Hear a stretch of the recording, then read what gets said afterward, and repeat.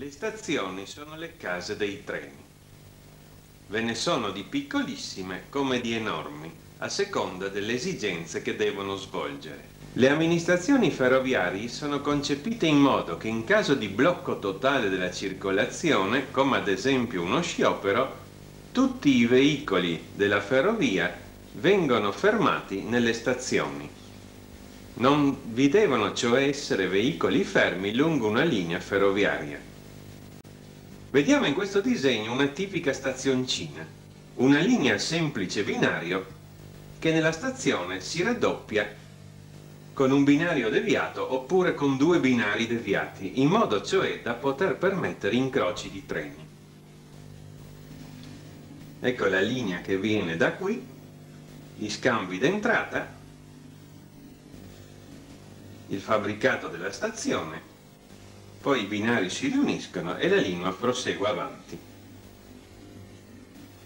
Il binario che non ha deviazioni di scambi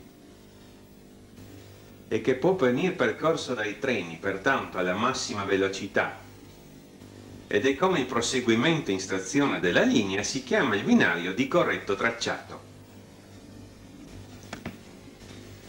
Fin dalle origini ci si pose un problema. I treni potevano o no entrare in stazione. Non potevano cioè entrare in stazione da soli. Dovevano avere la certezza di potervi entrare con sicurezza. Perciò le stazioni vennero dotate di una specie di porta d'ingresso. All'entrata della stazione, da ambo le parti, venne montato un segnale. Questo segnale venne definito il segnale di entrata, oppure, secondo il sistema italiano, il segnale di protezione. Questo segnale quindi protegge la stazione. In posizione di fermata impedisce ai treni di entrare, in posizione di via libera autorizza l'entrata. Il rapporto di attrito fra ruota d'acciaio e rotaia d'acciaio è minimo e quindi la frenatura di un treno pesante non può avvenire a vista come per la circolazione stradale. A distanza opportuna si montò il segnale di avviso oppure il segnale avanzato da ambo le parti. Il segnale d'avviso è un segnale che non ferma i treni, ma che ripete le indicazioni del segnale che segue. Ecco quindi una prima distinzione. Un segnale principale che ferma i treni è un segnale di avviso che indica cosa mostra il segnale principale, in modo da dare al macchinista l'indicazione da rispettare. La distanza tra questi due segnali mediamente va da 1000 a 1500 metri, a seconda della velocità o della pendenza della linea. Ecco quindi il primo passo della sicurezza della circolazione ferroviaria. Una specie di porta di entrata della casa del treno, cioè il segnale che protegge le stazioni. Per ricordare al capostazione che il segnale di protezione veniva disposto a via libera per l'arrivo di un treno, e quindi per non dimenticarlo aperto, il segnale venne collegato a delle campanelle dette Leopolder dal nome dell'inventore. Quando il segnale è a via libera, queste campanelle suonano. Vuol dire che un treno è in arrivo.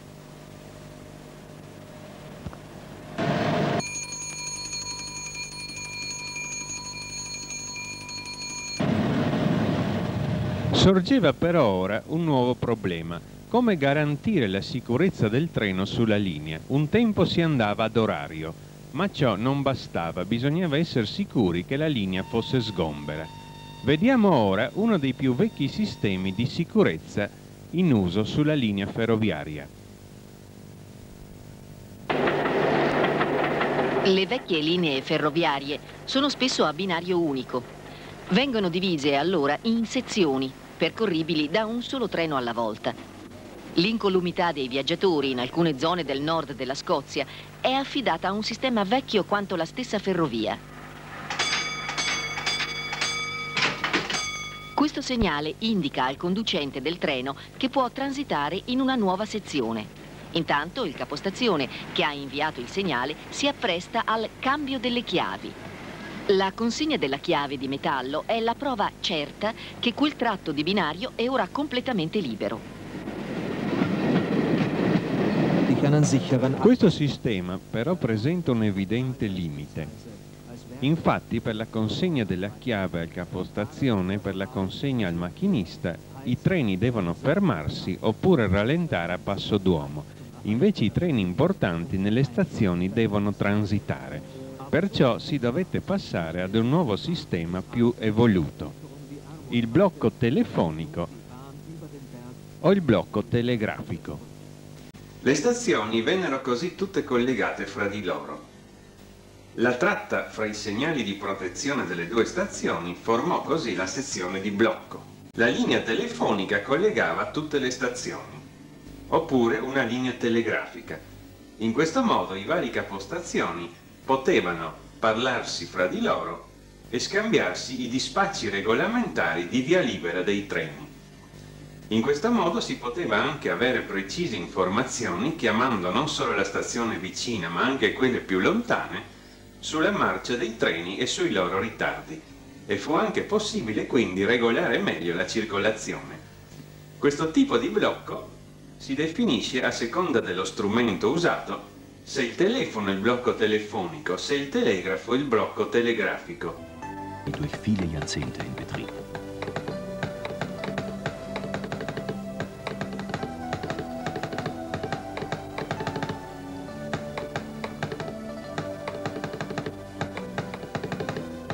Il blocco telefonico oggi sopravvive su alcune linee secondarie di scarsa importanza e viene attivato invece su tutte le linee principali quando i sistemi moderni sono guasti e non si può ricorrere ad altro sistema. 114, 851, ob 22 plus 2.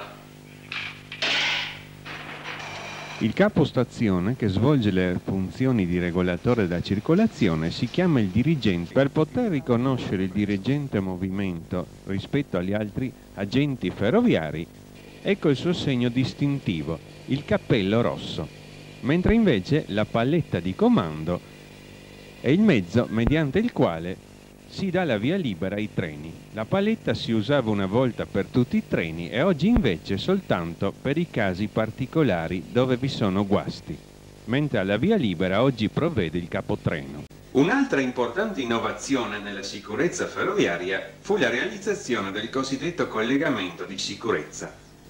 Il segnale di protezione venne così collegato con gli scambi della stazione. Questo collegamento serviva quindi a garantire, tramite la posizione del segnale, una certa posizione degli scambi. Il collegamento di sicurezza in origine venne realizzato mediante delle chiavi. Gli scambi sono bloccati da fermascambi a chiave, come delle serrature. Per liberarli bisogna introdurre una chiave. Una chiave si trova nello scambio.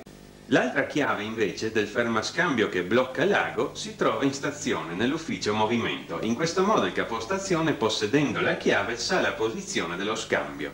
La chiave poi, introdotta in una serratura, consente di poter estrarre un'altra chiave che va nella leva del segnale. In questo modo il segnale può essere manovrato in una certa posizione soltanto possedendo la chiave relativa a quella posizione dello scambio.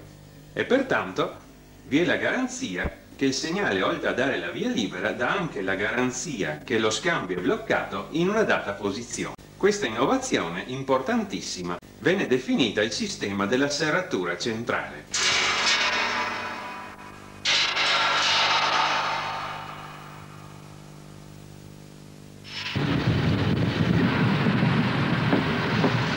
Ecco ora un treno arrestarsi al segnale di protezione di entrata di una stazione, che mostra la posizione di fermata.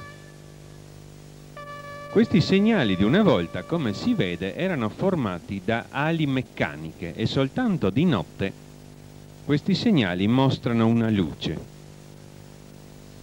In gergo ferroviario questi primi segnali ferroviari vennero definiti semafori.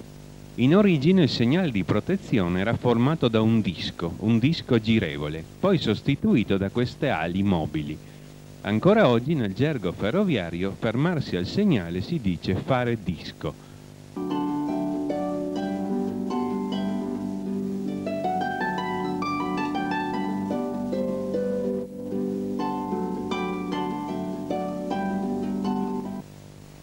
Questi segnali ad ali mobili appunto si chiamano semafori. Ferroviariamente parlando, perciò, il semaforo è un segnale meccanico. Poiché intanto cominciava a diffondersi la circolazione stradale dei veicoli negli anni 20-30, il termine semaforo passò poi al semaforo stradale. Mentre oggi invece i segnali luminosi ferroviari si chiamano segnali. In ferrovia perciò il semaforo ha le ali meccaniche e il segnale le luci luminose, mentre invece sulla strada quello che sarebbe il segnale ferroviario si chiama invece semaforo, d'antica derivazione ferroviaria. Ora, in questo semaforo che noi vediamo disposto a via impedita, le due ali si muovono entrambe ed indicano la posizione di avanzare a velocità ridotta in deviazione. Pertanto, in questo caso il collegamento delle chiavi fra gli scambi e la leva del segnale è tale da darci un percorso in deviata, non quindi sul binario di corretto tracciato, cioè sul binario di corsa, ma invece una deviazione di scambi.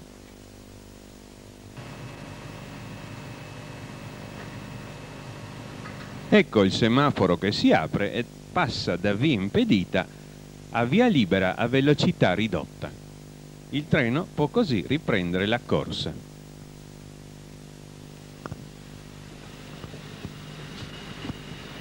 Il semaforo che vediamo è ancora oggi in funzione su una linea di carattere secondario. Questi antichi segnali infatti sopravvivono assieme al blocco telefonico sulle linee meno importanti. Un segnale d'avviso e un segnale principale. La manovra di questi segnali avviene tramite fili metallici. Ecco il segnale principale che passa a via libera ed ecco il contrappeso e poi il segnale d'avviso che passa a via libera.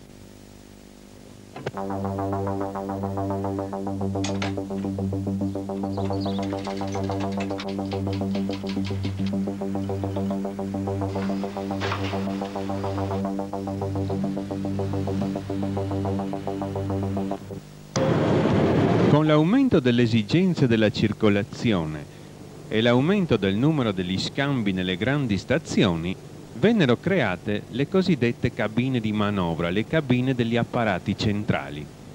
Da questi posti si comandano gli scambi di segnali tramite delle leve, a doppio filo oppure con il sistema idrodinamico. La corrente necessaria per i consensi dei movimenti viene fatta girando una leva, in gergo si dice macinare il caffè. Qui possiamo vedere un antico apparato idrodinamico ancora in funzione. Sono poche le stazioni dove sopravvivono questi apparati. Ecco la cabina con in alto l'operatore che ora vedremo appunto dare corrente all'apparato macinando il caffè, come si dice nel gergo ferroviario. Poi ecco l'azionare scambi e segnali con le apposite leve. Le leve sono tutte collegate, in modo che è impossibile muoverne una se un'altra non si trova nella posizione corretta. Soltanto gli scambi sui binari principali vennero collegati con queste grandi cabine ed azionati da lontano mediante le leve. Per i binari secondari, i binari di manovra, rimane valido ancora oggi il vecchio sistema manuale, anche nelle stazioni rimodernate con gli impianti ultramoderni. Il vecchio macaco. Il macaco è il contrappeso tramite il quale si gira l'ago dello scambio e poi lo si tiene bloccato. Questo contrappeso pesa circa 40 kg. Ora vediamo una manovra di un treno merci ed ora il manovratore gira lo scambio tramite il macaco, poi ritira la chiave e poi mediante un'altra chiave blocca il contrappeso.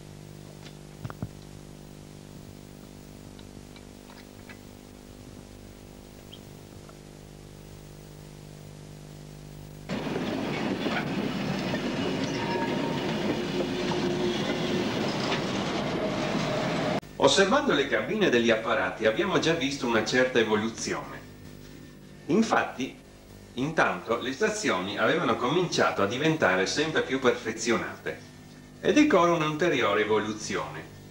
Fra le due stazioni, la sezione di blocco, la sezione di via libera, era garantita ovviamente dal blocco telefonico e dai dispacci di via libera fra i due capostazioni, fra i due dirigenti in movimento. Però questa via libera si basava sempre sulla loro memoria, su quanto era scritto, e ai treni non veniva comunicata. Il treno, cioè d'orario, sapeva che transitava nella stazione e la presenza fisica del capostazione che presenziava il transito dava la garanzia della via libera. Perciò, prima nelle stazioni più importanti e poi piano piano anche nelle altre, si introdusse una importante innovazione, il segnale di partenza. Poco prima dell'uscita della stazione venne posto un segnale, il segnale di partenza. Questo segnale, perciò, manovrato a via libera, indicava poi la via libera sul tratto successivo. Indicava cioè che l'altra stazione aveva concesso la via libera al treno. Per poter permettere i transiti, anche questo segnale ebbe il suo segnale d'avviso, che venne montato accanto al segnale di protezione. E questo da ambo le parti. Ecco il segnale d'avviso e poi il segnale di partenza. Si ebbe così la successione classica dei segnali della stazione. Il segnale d'avviso, il segnale d'entrata di protezione con il segnale d'avviso del segnale di partenza e poi il segnale di partenza, oppure, come si dice in alcune amministrazioni europee, il segnale di uscita dalla stazione. I tempi erano ormai maturi per un ulteriore perfezionamento, e cioè il blocco elettrico. L'introduzione del blocco elettrico creò così un collegamento fra le stazioni e fra i segnali di partenza delle stazioni. Pertanto, ora la via libera non veniva più concessa tramite un'intesa telefonica, tramite dei dispacci scritti, ma mediante degli strumenti elettrici meccanici. Una stazione chiedeva la via libera all'altra stazione che la concedeva, e questa concessione poi consentiva al segnale di partenza di disporsi a via libera. Pertanto, ora vi era l'assoluta certezza che la via libera del segnale di partenza non era casuale, ma sempre collegata alla via libera della stazione successiva. E questa fu un'ulteriore importantissima innovazione per la sicurezza ferroviaria. I sistemi di blocco elettrico sono vari.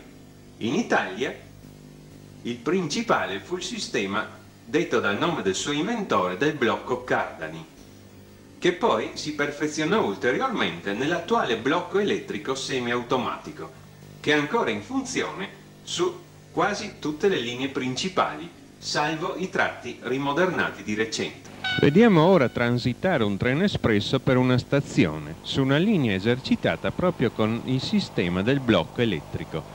Ed ora vedremo lo strumento di blocco, con le leve della richiesta della concessione del consenso e le 3 finestre. Uno dei principali vantaggi di questo nuovo tipo di blocco fu la possibilità di istituire fra le stazioni i cosiddetti posti di blocco intermedi, cioè non delle stazioni ma delle cabine collegate con dei segnali che spezzavano così la tratta in 2 o più sezioni. In questo caso abbiamo la via libera tra la stazione di A, il posto di blocco intermedio, e poi tra il posto di blocco intermedio e la stazione di B. In questo modo, nella tratta fra le 2 stazioni, ora possono stare 2 treni, in 2 sezioni di blocco diverse.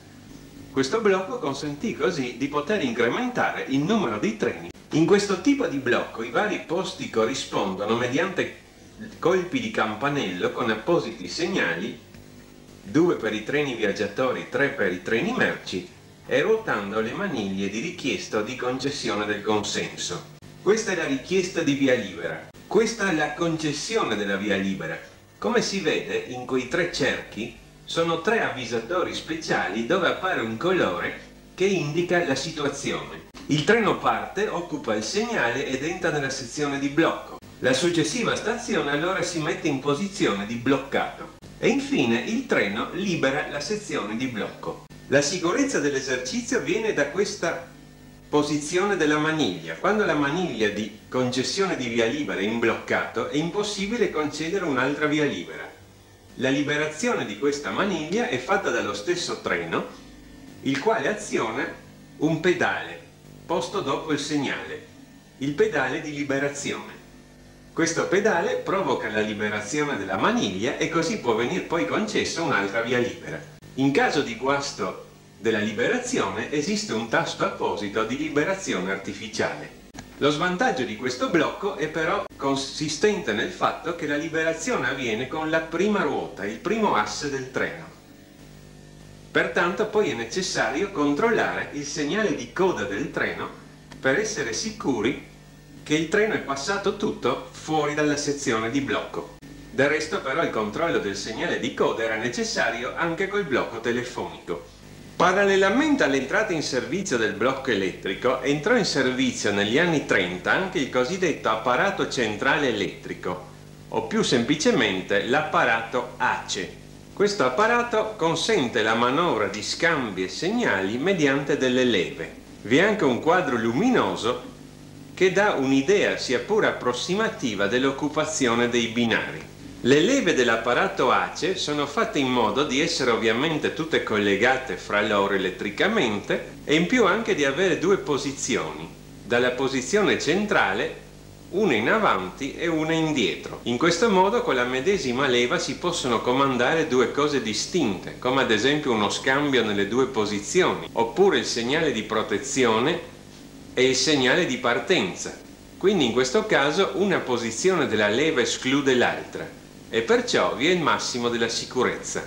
Lo svantaggio dell'apparato ACE è il seguente: quando viene formato un itinerario per il passaggio di un treno, tutte le leve restano bloccate fino a che il treno non ha percorso completamente l'intero itinerario. Pertanto, se questo è abbastanza lungo, le leve restano bloccate anche per un paio di minuti. L'ACE pertanto fu un passo avanti notevole nel miglioramento del traffico, però tuttavia un passo ancora da progredire ulteriormente. Oggi l'apparato ACE sopravvive in stazioni di media importanza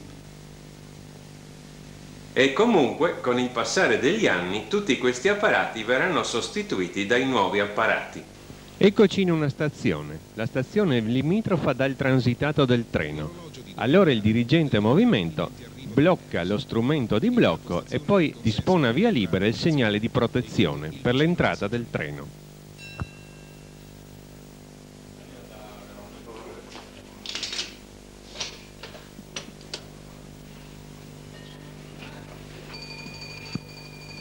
Ed ora il suono del campanello ci ricorda che il segnale di protezione è via libera.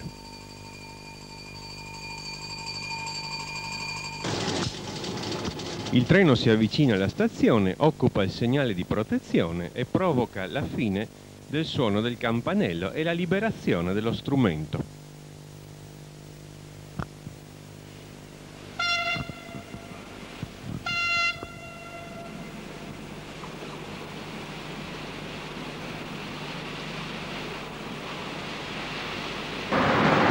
Si è parlato prima del segnale di coda dei treni, importantissimo per la certezza della liberazione della sezione, ma comunque importantissimo in ogni caso per sapere che il treno è completo. Ecco ora un treno, abbiamo visto le luci di testa, ed ecco ora il segnale rosso di coda. Questo è un segnale di coda di tipo luminoso.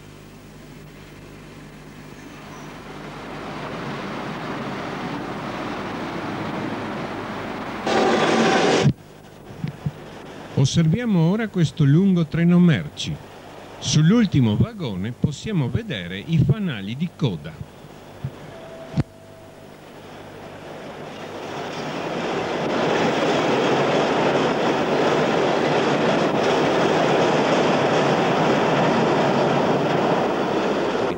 Anche come questo qui, un treno di amatori nostalgici del passato, deve avere il suo segnale di coda. È fondamentale per la sicurezza della circolazione ferroviaria. Eccolo qui, sull'ultima vettura. Il segnale di coda si trova custodito sulla locomotiva. Quando la locomotiva viene agganciata a dei veicoli, è compito del macchinista consegnarlo perché sia portato in coda al treno e poi alla fine del viaggio il segnale va recuperato. Ecco intanto dalla metà degli anni 30 in poi un'altra importantissima novità: i segnali luminosi. I segnali luminosi hanno soppiantato progressivamente i vecchi semafori. Ecco le luci colorate che ora danno le indicazioni ai macchinisti dei treni. Per poter vedere con maggior facilità i segnali, questi vennero preceduti dalle tavole di orientamento. Sono queste tavole di un certo numero, qui vediamo quelle a decrescere, 3, 2, 1, che indicano l'approssimarsi di un segnale. Il macchinista così, in condizioni di cattiva visibilità, come ad esempio nebbia, può, contando le tavole, trovare con facilità le luci del segnale.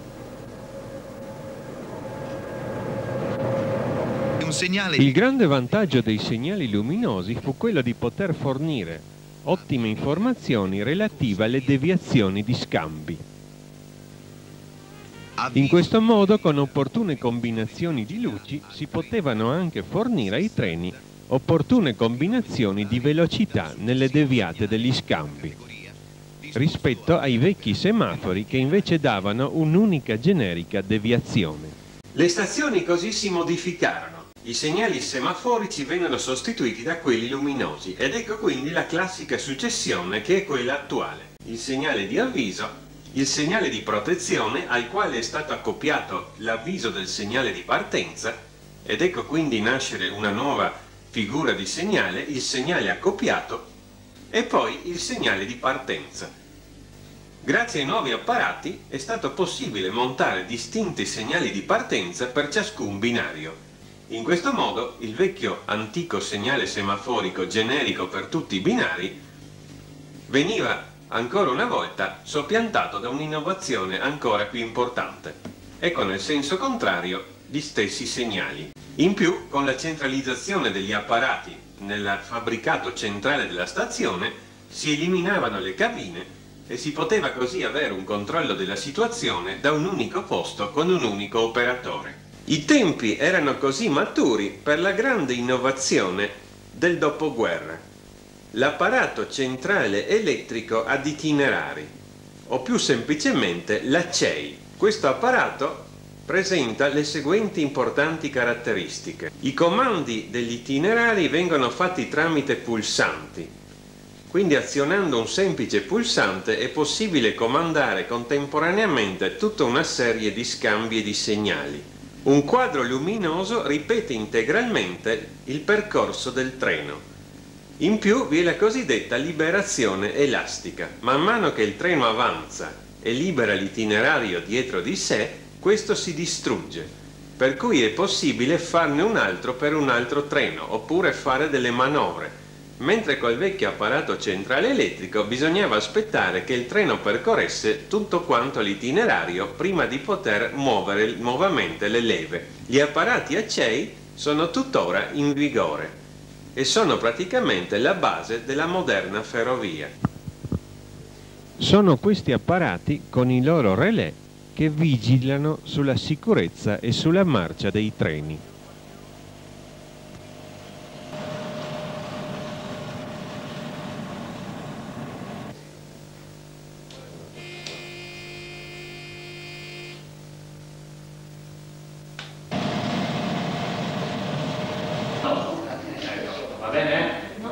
Ecco l'ufficio movimento di una grande stazione con l'apparato a CEI e i blocchi elettrici.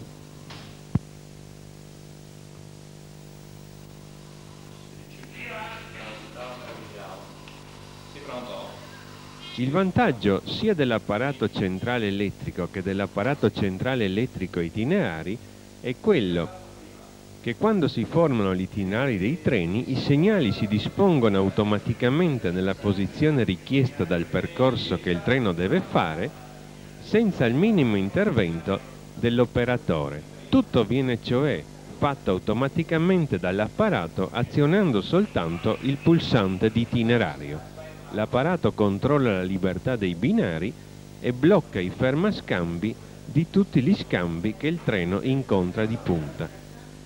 Quei quadratini bianchi che si vedono accanto agli scambi indicano appunto che il fermascambio è bloccato. Ecco il treno che sta entrando in stazione. La striscia bianca diventa rossa. Man mano che il treno avanza si può così vedere la sua posizione. Poiché in questa stazione è in esercizio il blocco elettrico e la maniglia è ancora in posizione di bloccato, l'itinerario non si libera man mano che il treno avanza.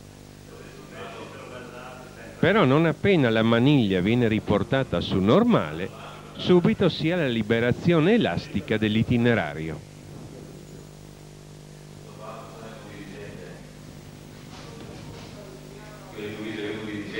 Ecco la maniglia su normale ed ecco la liberazione elastica dell'itinerario. Quando le stazioni sono molto grandi e complesse, l'apparato a CEI viene messo in un'apposita cabina, la cabina a CEI, che si trova di solito in posizione dominante sul piazzale ferroviario. In questo caso abbiamo quindi nella stazione un dirigente movimento che manovra l'apparato a CEI e invece nel fabbricato della stazione un altro dirigente movimento che si occupa dei fogli di corsa da fornire ai treni e della loro partenza. Negli uffici movimento delle grandi stazioni si trova anche il comando dei tabelloni che indicano al pubblico gli arrivi e le partenze dei treni. L'apparato centrale elettrico ad itinerari protegge anche la marcia dei treni dagli altri movimenti di treni quando questi sono incompatibili. Qui vediamo un treno cui è stato preparato l'itinerario, quello in basso, mentre in alto vediamo un altro treno che sta avanzando ed il cui itinerario finisce per incrociarsi sulla diramazione con quello del primo treno. Il treno ora sta avanzando verso l'altro treno. Come vediamo, l'apparato ha bloccato l'itinerario e protegge il passaggio di questo treno, però contemporaneamente ha già prenotato l'altro itinerario per l'altro treno. Non appena si libera la diramazione, ecco che subito dietro il primo treno si forma l'itinerario per l'altro treno e il segnale si dispone a via libera.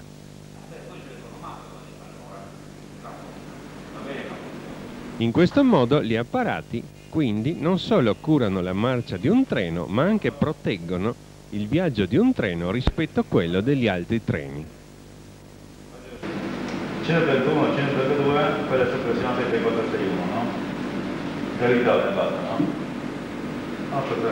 E visto che sinora si è parlato sin qui di movimenti di treni nelle stazioni, vediamo ora le cosiddette operazioni di movimento, e cioè le operazioni che le stazioni sono chiamate a svolgere nella marcia dei treni. Sulle linee a semplice binario la circolazione dei treni avviene in entrambi i sensi. È quindi necessario fare l'incrocio e questa è la prima operazione di movimento. Il treno con cui noi stiamo viaggiando sta ora entrando in una stazione. Ecco il segnale di protezione che dà la possibilità di entrare in stazione ma anche l'ordine di fermata. Il treno infatti deve incrociare un altro treno. Ed ecco il nostro treno entrare in stazione in deviazione, perché questo è il treno meno importante. Si abbandona così il binario di corsa e si passa sul binario deviato. Il treno poi avanza fino al segnale di partenza e lì si ferma, in attesa del treno incrociante. Come si è detto, sulle linee a semplice binario la circolazione si svolge in entrambi i sensi. Una linea semplice binario ha una potenzialità, se munita dei più moderni sistemi di blocco, di 98-100 treni al giorno. Vi sono quindi dei limiti, oltre ai problemi degli incroci dei treni nelle stazioni e quindi della capienza delle stazioni e della possibilità per i treni corti o lunghi di poter essere contenuti nella stazione stessa. Ecco, il nostro treno si ferma al segnale di partenza che è rosso. Ora, intanto, il dirigente movimento prepara il transito per l'altro treno, il treno più importante. Intanto che un treno entra in stazione, l'altro non può entrare e il segnale di protezione dell'altro treno è al rosso. Ma quando il treno è fermo, questo dà via libera ed ecco arrivare il treno incrociante, il treno che transita. Intanto il dirigente movimento ha già prenotato per il nostro treno la partenza. Non appena questo treno libera lo scambio, questo si gira per il nostro binario e il segnale di partenza dà via libera. Ecco ora il segnale di partenza che passa via libera e il nostro treno può così ripartire. Questo è l'incrocio. Gli incroci sono fissati tutti in orario. Nelle varie stazioni della linea semplice binario vi sono così, durante il giorno, vari incroci. Quando un treno è in ritardo, è necessario fare lo spostamento di incrocio. Una stazione deve rivolgersi tramite telegramma ad un'altra stazione e chiedere lo spostamento dell'incrocio. L'altra stazione può accettarlo o rifiutarlo. Se l'altra stazione accetta, l'incrocio è spostato. Un tempo, quando mancava il blocco e i segnali di partenza, e questo quindi ancora sulle linee secondarie non ammodernate, i macchinisti e il capotreno dovevano controllare gli incroci del proprio treno in base all'orario e in caso di spostamento venire avvisati mediante degli appositi moduli. Sulle linee invece munite dei più moderni sistemi di blocco, questo controllo è stato abolito. Le sole stazioni sono a conoscenza degli spostamenti di incrocio, al personale dei treni la cosa non interessa. L'altra operazione di movimento classica è la precedenza. Un treno più importante supera un treno meno importante che si mette da parte. Anche la precedenza può essere normale o anormale, cioè in orario o causata da perturbazioni della circolazione. Anche le precedenze possono venire spostate fra le stazioni con appositi fonogrammi.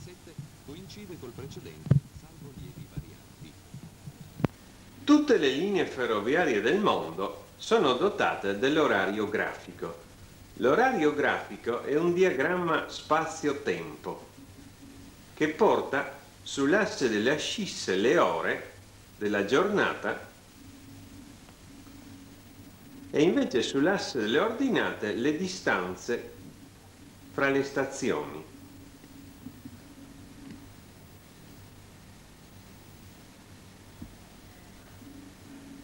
Ecco qui tutte le stazioni della linea con l'indicazione del doppio binario, del semplice binario e dei posti di blocco.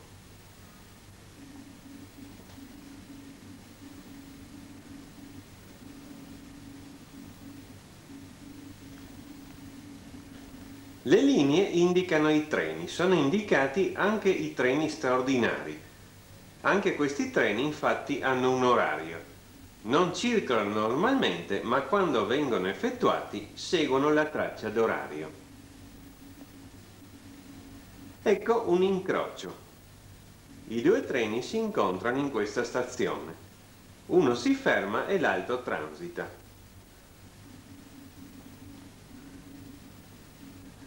Ecco invece una precedenza.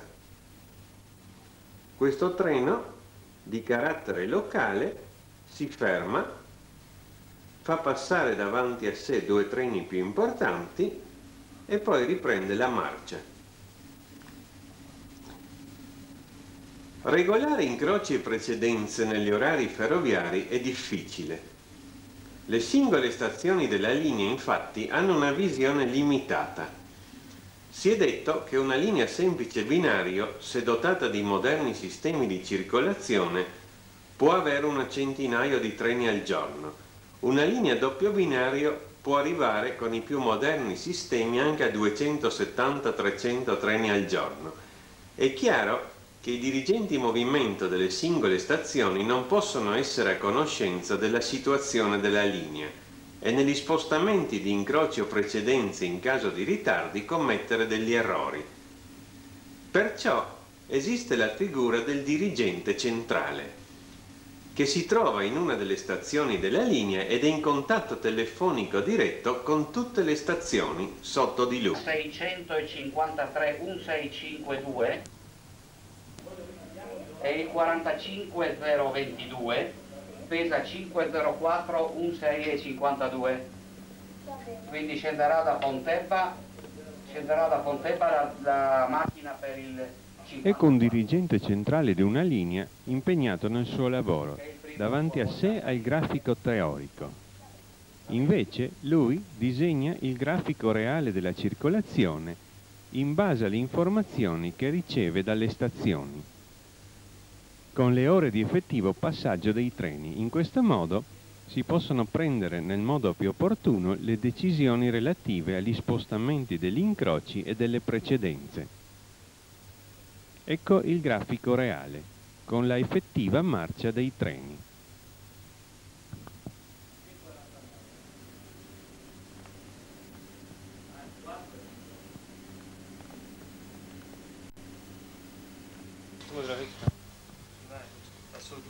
Il più evoluto sistema di controllo della circolazione ferroviaria è il dirigente centrale operativo, il DCO, oppure, dall'originale nome inglese, il sistema è nato in America, il CTC. E questo è il comando centralizzato del traffico. Praticamente da un unico posto di manovra si comandano più stazioni. Queste stazioni sono impresenziate e sono in regime di telecomando. In questo modo si ha un'evoluzione della figura del dirigente centrale. Come si è visto prima, il dirigente centrale raccoglie i dati dalle varie stazioni, li riporta su un grafico e poi dà le istruzioni alle varie stazioni. Egli però non vede la circolazione, ne ha soltanto notizia. Il dirigente centrale operativo invece ha davanti a sé l'intera linea e vede perciò il traffico complessivo. I treni sono segnati dai loro numeri. I numeri si illuminano sulle singole sezioni di binario e si spostano assieme all'indicazione del treno. Il dirigente centrale operativo perciò può così con un colpo d'occhio solo vedere la circolazione di un intero tratto di linea. Qui stiamo vedendo un apparato di un dirigente centrale operativo di una linea banalizzata. Questo impianto telecomanda più stazioni. Ecco ora predisporre qui l'itinerario di entrata in una stazione. Qui vediamo i numeri dei treni che occupano in quel momento quelle sezioni di blocco.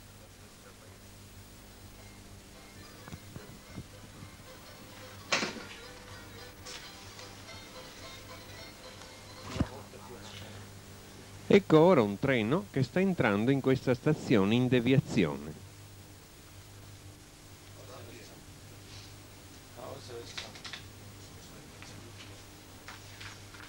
Nello stesso tempo il dirigente centrale ha già impostato il transito di un altro treno. Ecco, vediamo qui il numero del treno, 4264, e quindi un treno regionale. Come il treno libera gli scambi, si dispone automaticamente l'itinerario di transito per un treno merci che intanto era fermo al segnale. Ecco. Ed ecco la via libera all'altro treno. Via libera in transito.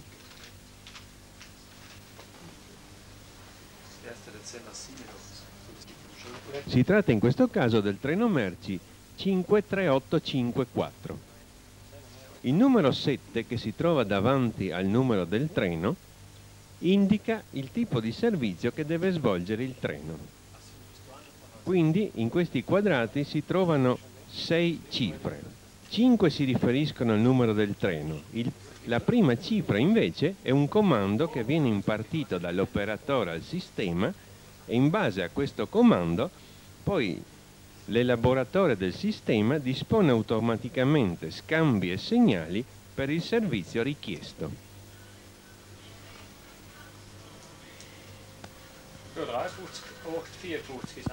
Ecco ora il treno merci che sta entrando nella stazione e poi il transito.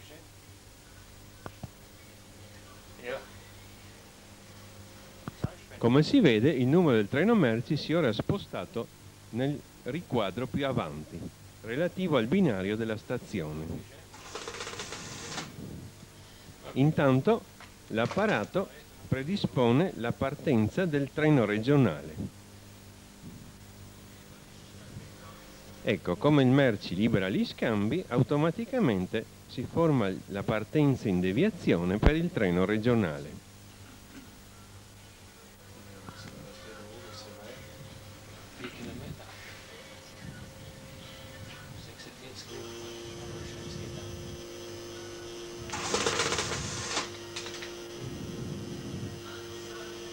Intanto il treno merci lascia la stazione.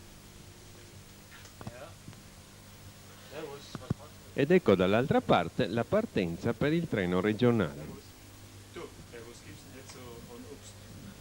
Mentre intanto il treno merci avanza fuori dalla stazione in piena linea.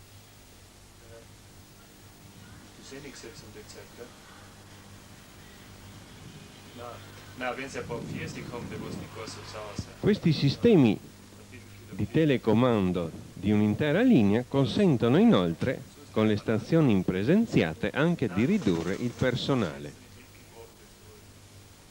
Con la banalizzazione delle linee e di sistemi quindi di telecomando siamo al massimo dell'evoluzione tecnologica attuale delle linee ferroviarie. I viaggiatori quindi possono viaggiare tranquilli. Un enorme numero di relè e di controlli vigila sulla loro sicurezza. La ferrovia in questo senso offre il tipo di servizio più sicuro del mondo, con il minor numero di incidenti statistici. Ach so, na, wir sollten aber eigentlich einen Antrag von Ihnen schreiben.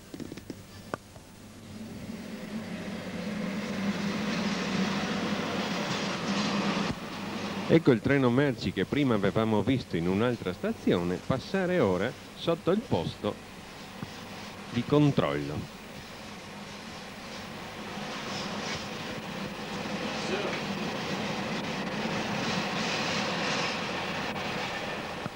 In fondo il segnale di coda.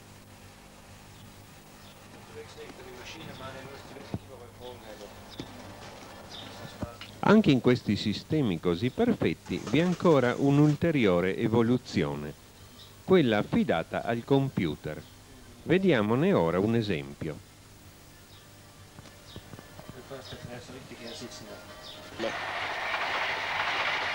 Questo è il computer di una delle centrali di controllo italiane, programmato per verificare ogni 4 secondi la normalità del transito dei convogli. Se i posti di rilevamento lungo la linea segnalano una variazione, il calcolatore propone una nuova sequenza di scorrimento ottimale. Il cambiamento di binario può avvenire automaticamente su proposta del calcolatore, ma l'ok definitivo viene dato solo dal dirigente centrale.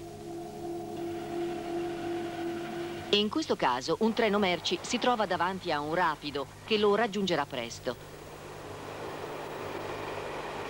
Analizzata la velocità dei due treni, l'elaboratore comunica che il treno merci può essere dirottato su un ramo deviato a circa 5 km di distanza, in quanto a quel punto avrà ancora un vantaggio di 2 minuti. Il dirigente centrale preferisce però far percorrere al rapido la linea deviata.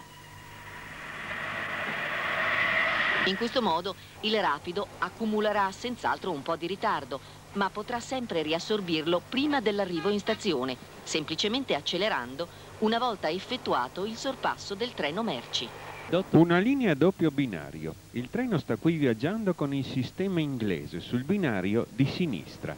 Il binario di destra è riservato ai treni che provengono in senso contrario.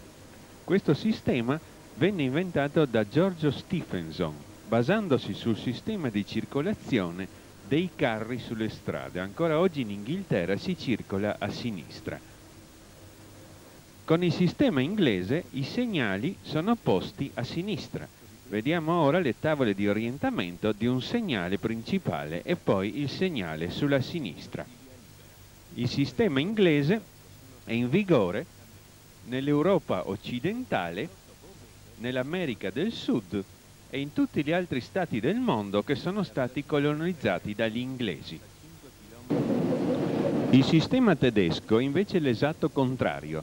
Il treno viaggia normalmente sul binario di destra, mentre invece l'altro binario a sinistra è riservato ai treni che viaggiano in senso contrario. Il sistema tedesco è in vigore nell'Europa centro-orientale, negli Stati Uniti d'America e in Russia. Nel sistema tedesco i segnali sono perciò montati a destra del binario. Ecco, ora possiamo vedere un segnale principale a destra del binario. L'appartenenza ai due sistemi quindi si basa anche sulla posizione dei segnali. Possiamo avere una rete, come ad esempio il Principato del Liechtenstein, tutta a binario unico, dove però la posa dei segnali a destra indica che questa rete appartiene al sistema tedesco, anche se non vi sono linee a doppio binario. In ambo i sistemi si dice, quando il treno viaggia sul binario del senso di marcia riservato normalmente, che viaggia sul binario normale. Quando invece per lavori in corso, interruzioni, eccetera, lo si manda sull'altro binario in senso contrario, si dice che percorre il binario falso. In Italia invece, patria del diritto, dove vige il sistema inglese, si dice che percorre il binario legale, oppure se viene spostato sull'altro binario, il binario illegale. Una particolare importanza assumono le stazioni dove vi è il passaggio dal doppio al semplice binario, come in questo caso, oppure viceversa dal semplice binario al doppio binario.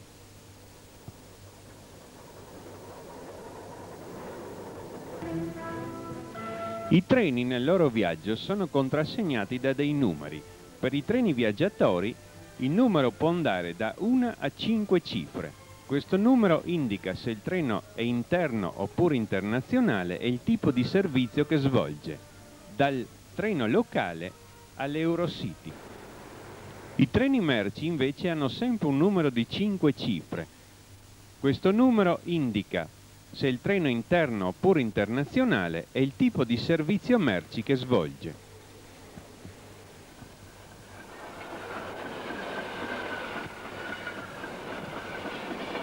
Il numero dei treni termina sempre con una cifra pari oppure una cifra dispari.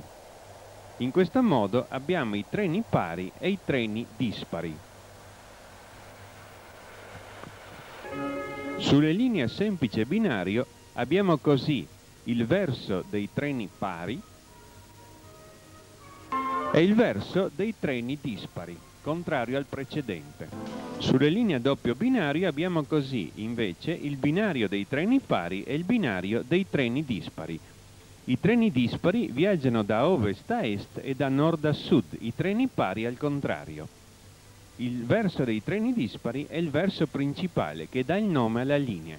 Così ad esempio si dirà la linea Tarvisio-Udine e non la linea Udine-Tarvisio. Dalle linee a doppio binario nasce negli anni 30 in America un nuovo sistema di sicurezza che dopo la seconda guerra mondiale si estende a tutta l'Europa e poi a tutto il mondo. Il blocco automatico. Nelle linee attrezzate con il blocco automatico, la linea è suddivisa in sezioni di blocco costituite da uno o più circuiti di binario. Ogni circuito di binario è costituito dalle stesse rotaie isolate elettricamente ed è attraversato da una corrente alternata a 50 Hz detta di blocco, oppure portante a 50 Hz. Si forma così un cortocircuito che indica l'occupazione del binario. Ecco invece il pedale di conta degli assi del blocco conta assi. Un pedale all'inizio della sezione conta gli assi del treno che entra. Un altro pedale riconta gli assi all'uscita della sezione. Se i due numeri coincidono, la sezione è libera.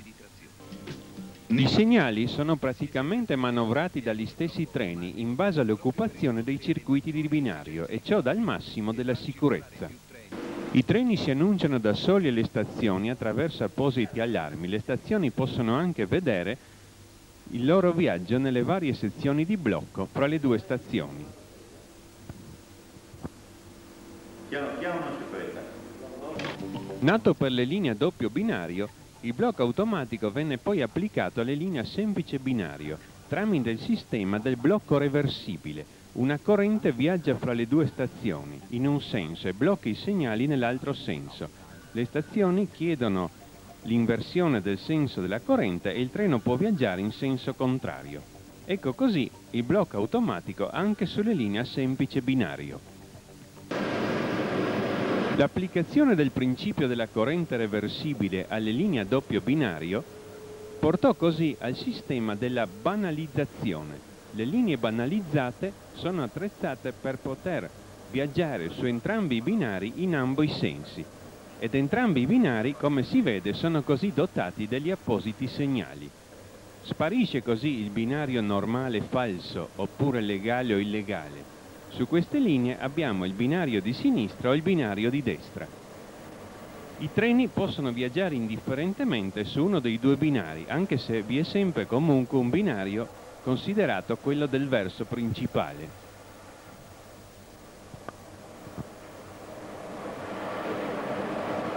Vediamo ora questo Intercity svizzero che viaggia sul binario di sinistra che tramite una comunicazione di scambi ora è passato sul binario di destra, rispettando unicamente le indicazioni dei segnali. La banalizzazione consente di realizzare le precedenze dinamiche. Qui vediamo ora un Intercity che sta superando un treno più lento. Queste precedenze dinamiche possono essere dovute ad anormalità di circolazione, come ad esempio ritardi, però anche essere regolarmente inserite in orario.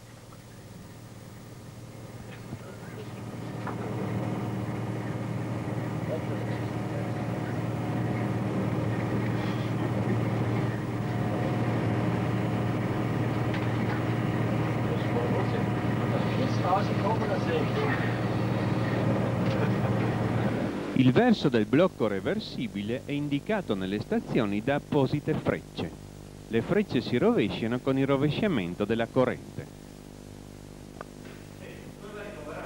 Nei paesi dove vi sono delle isole importanti, le linee ferroviarie solcano anche i mari.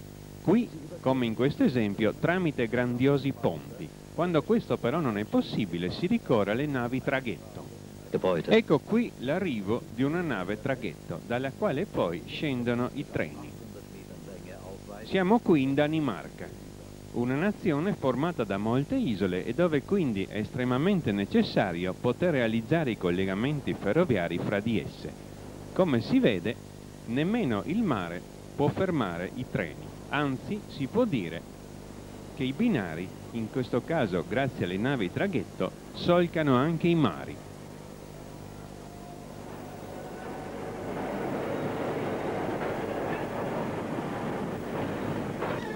Ed ora una parola sullo scartamento, cioè la distanza fra le due singole rotaie, 1435 mm, lo scartamento normale europeo. Questo è dovuto anche a Giorgio Stephenson. Questa misura venne adottata da Stephenson basandosi sulla distanza fra le ruote degli antichi carri dei Romani.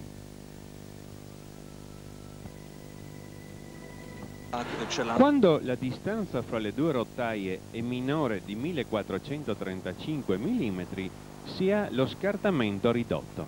Esistono in Europa e nel mondo moltissimi tipi di scartamento ridotto, delle più svariate dimensioni.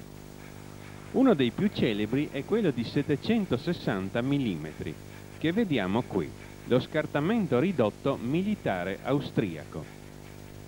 Scartamento ancora oggi abbastanza diffuso in gran parte dei paesi dell'Europa centrale.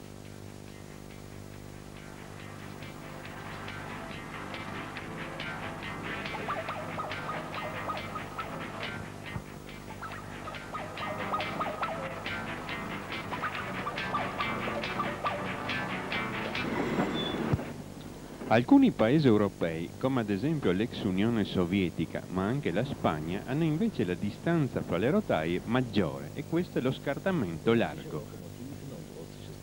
Questa differenza di scartamenti crea problemi alle frontiere. Vediamo questo treno russo con la prima vettura più piccola rispetto alle altre. Questa vettura è infatti abilitata a viaggiare anche all'estero e quindi su linee con scartamento normale. Le altre vetture invece sono più grandi.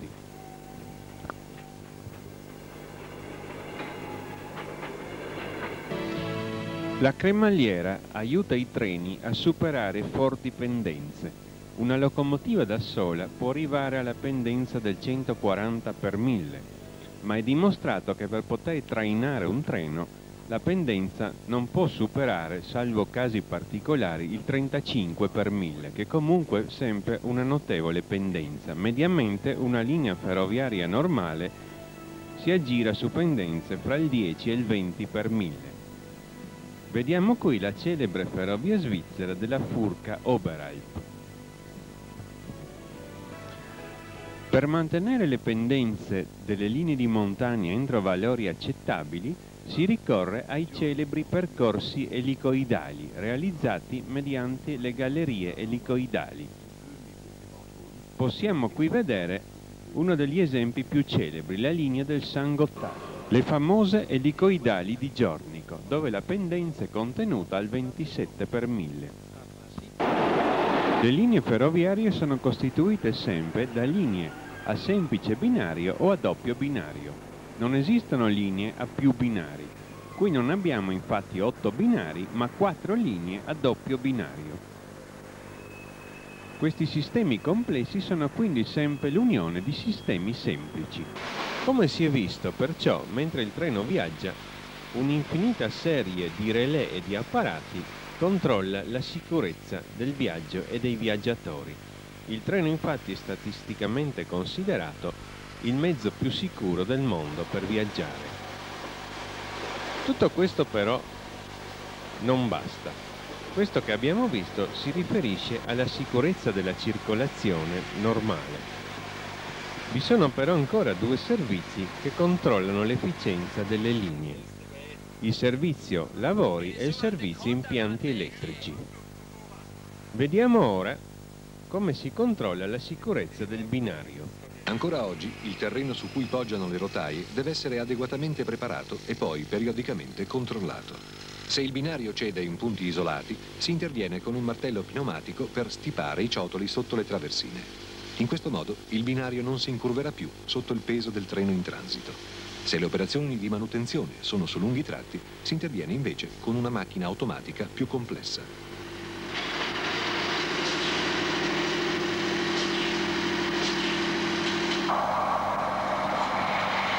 Il controllo del livello longitudinale e trasversale del binario è essenziale oggi come ieri. Anche i primi tecnici delle ferrovie, infatti, verificavano frequentemente se il binario si era abbassato. Per farlo, traguardavano un paletto di riferimento attraverso la fessura di una struttura fissa. Oggi invece il test viene effettuato automaticamente. Questo carrello che avanza a singhiozzi misura metro dopo metro, al passaggio del carico, ogni eventuale anomalia nella risposta del tratto del binario. La verifica definitiva viene effettuata mentre il convoglio transita a tutta velocità. Per ripristinare l'appoggio delle traverse, un tempo si sollevava con un crick fino all'altezza voluta l'intero armamento ferroviario, quindi si aggiungeva nuovo pietrisco. Oggi invece questo macchinario consente l'indagine e il contemporaneo intervento sul binario. Una lente speciale montata su una ruota mette a fuoco un raggio di luce. Se il binario si abbassa, anche la luce si abbassa e l'entità dello spostamento viene registrata da un elaboratore nell'abitacolo dell'apparecchiatura.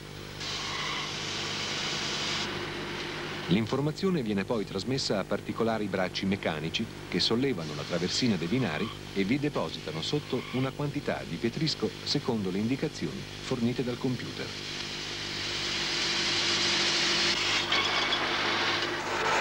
Tutto contribuisce alla sicurezza della circolazione, anche in condizioni atmosferiche avverse, come ad esempio ghiaccio o neve, i treni viaggiano sicuri.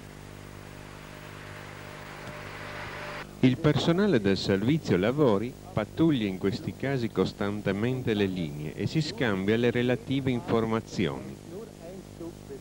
Si controlla così, tronco per tronco, l'intero tratto della linea e la sua agibilità. Ecco il punto d'incontro fra due agenti.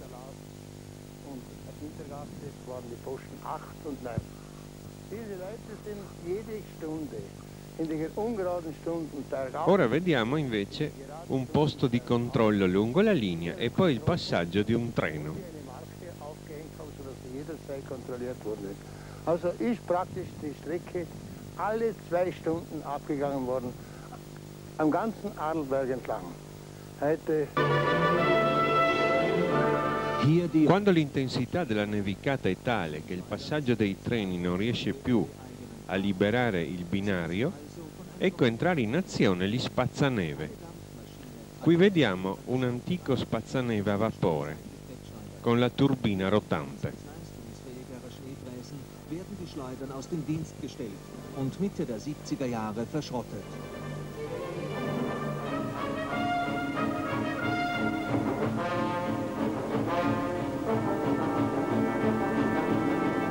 In genere comunque i treni, se il traffico è intenso, riescono a tenere la linea abbastanza sgombera con i soli vomeri anteriori delle locomotive. La perfetta aderenza ruota-rotaia consente ai treni di viaggiare alla massima velocità anche in queste condizioni. Ecco ora invece un altro tipo di spazzaneve, più moderno.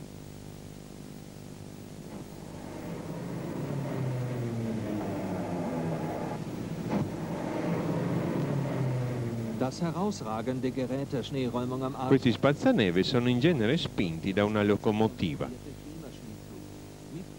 Arbeitet man heute noch. Er ist nach seinem Konstrukteur benannt, rollt zwar auf eigenen Rädern, muss aber auch von einer Lokomotive geschoben werden. Die Räumteile des Pfluges werden mittels Druckluft bewegt und von je einem Mann bedient. È importantissimo durante il viaggio allargare o restringere il vomero o alzarlo o sollevarlo, a seconda di vari ostacoli e sporgenze. Questo viene comandato automaticamente dal posto di controllo dello spazzaneve. Und mag es noch so klein sein, entgehen. Beschädigungen vom Flug oder Strecke würden unweigerlich die Bahn blockieren. Durante i mesi estivi il servizio dei lavori rafforza e controlla tutte le opere di protezione della linea. Ecco qui una serie di barriere paravalanghe e la costruzione di altre barriere. Die sich Jahr für Jahr wiederholen und so die Berghänge des Klostertales zu einer Art Dauerbaustelle machen.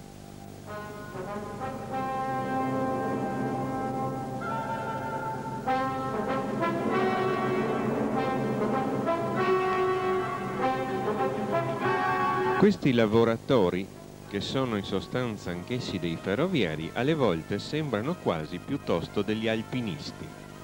Ergänzt werden diese Schutzbauarbeiten durch die jährlich im Frühjahr stattfindende Felsräumaktion, bei der die durch Schnee und Eis gelockerten Felsbrocken abgeschlagen werden.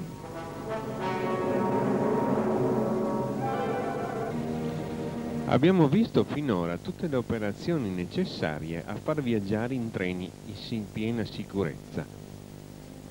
Vediamo ora invece come si svolge effettivamente il viaggio di un treno, dall'inizio alla fine, cioè non la visione del viaggiatore, ma la visione invece di chi viaggia con il treno per compiere il proprio servizio.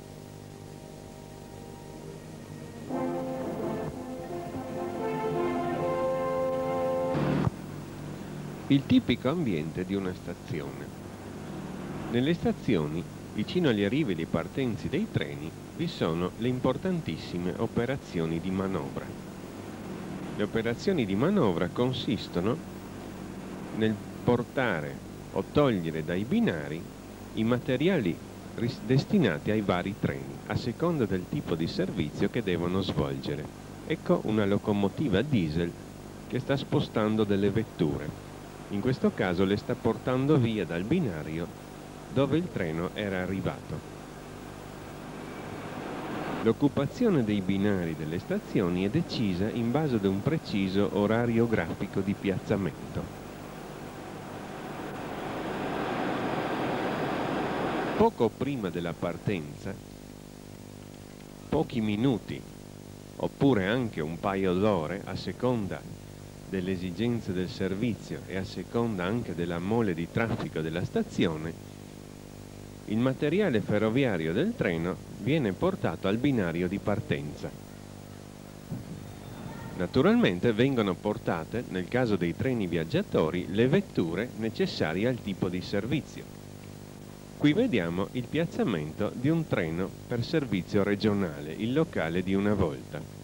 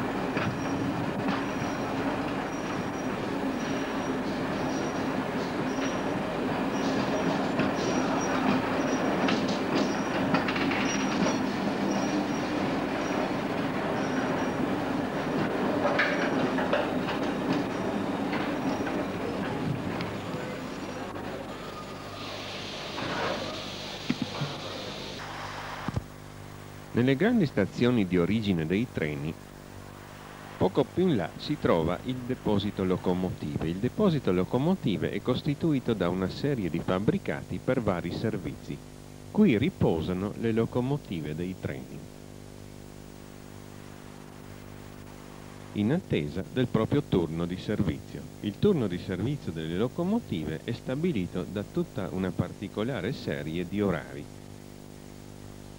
Le macchine svolgono certi percorsi, certi chilometraggi e certi treni. Naturalmente ogni macchina svolge un servizio destinato ad un certo tipo di treno. Abbiamo così le macchine meno veloci per i treni merci, i treni locali, e le macchine più veloci per i treni espressi e gli intercity. Vediamo ora alcune locomotive che servono per le manovre nelle stazioni.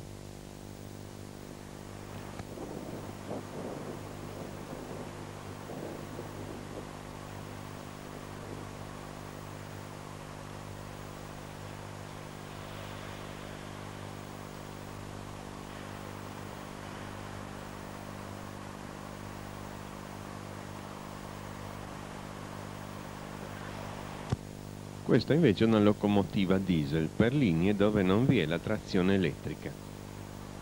E dietro vediamo invece una locomotiva elettrica. Va detto che il termine locomotore è un termine popolare, il termine corretto è sempre locomotiva. Locomotiva a vapore, locomotiva diesel, locomotiva elettrica. Nel deposito vi sono anche le grandi officine per la riparazione dei mezzi di trazione.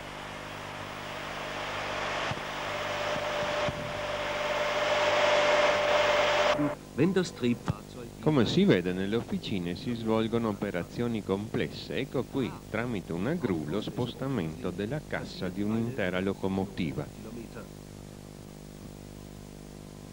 Derzeit arbeiten die ÖBB an einer Neuorganisation ihrer Werkstätten. Die Bezeichnungen Betriebswerkstätte und Hauptwerkstätte soll es künftig nicht mehr geben. Im Zuge einer Straffung werden beide im Technical Service vereint. Das Inbetriebnehmen einer 10-4... Un'ora prima della partenza, il macchinista si presenta, prende nota rispetto al treno del turno della locomotiva assegnata, ritira le chiavi della locomotiva e si porta presso questa. Qui viene svolto il primo controllo, un controllo esterno.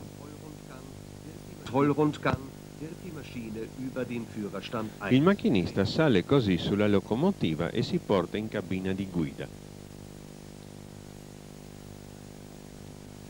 Per prima cosa controlla i libri di bordo, se vi sono guasti segnalati dai colleghi che lo hanno preceduto e se sono stati riparati oppure alcuni di questi guasti persistono. Wenn sich diese beiden Bücher nicht in der Lok befinden, ist dieselbe auch nicht einsatzfähig. Poi dispone la locomotiva per la messa in moto e si reca ora a fare un controllo in corridoio alle varie apparecchiature relative alla marcia, ponendo anche la macchina in assetto di marcia.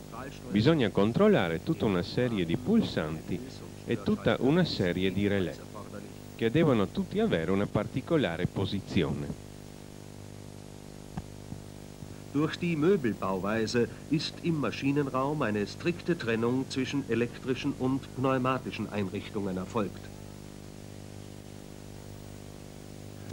Si ritorna così in cabina di guida. Si aziona una serie di leve, poi si va a controllare il sistema di frenatura. Anche qui bisogna azionare una serie particolare di leve e verificare che altre siano al loro posto.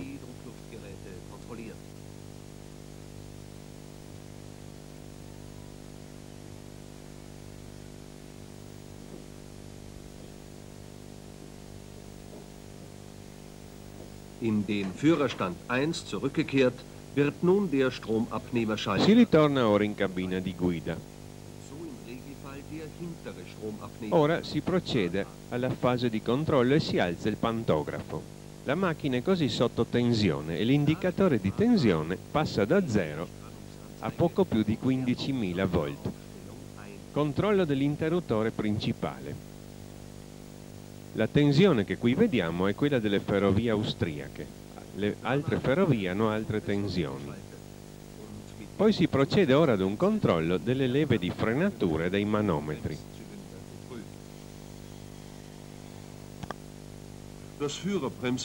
Ecco il freno, il controllo del freno.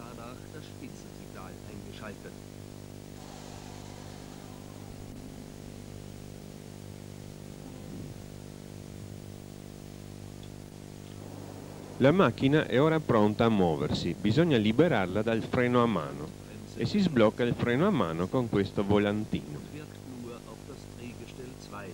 Ora la macchina può uscire dal deposito e così ci si avvia verso il ponte trasbordatore.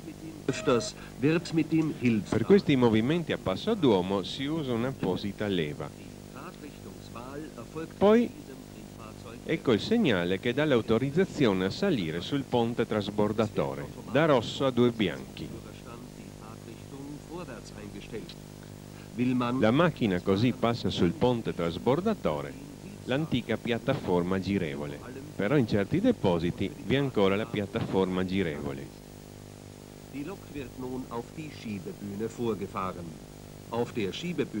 Qui la macchina viene disinserita.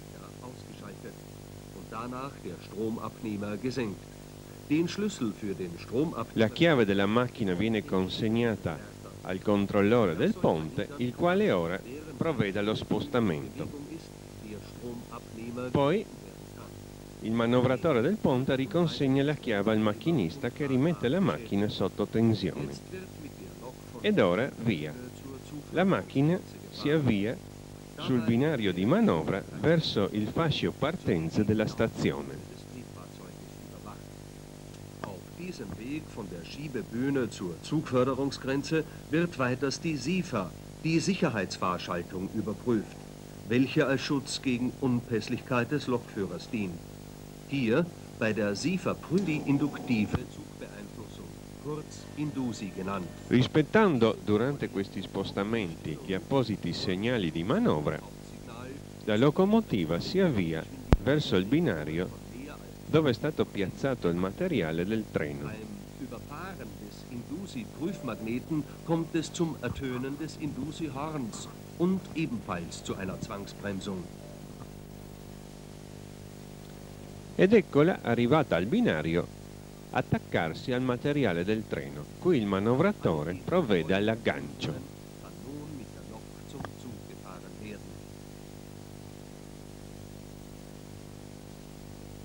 Das Triebfahrzeug wird an den Zug gekoppelt und eine Bremsbogen. Ecco la chiusura dei tubi dell'aria compressa della frenatura e poi la chiusura dell'aggancio. Poi si procede all'operazione della prova freno.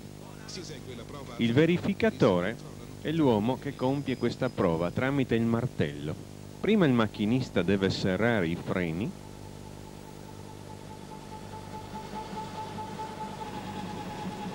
e il verificatore controlla tutto il treno.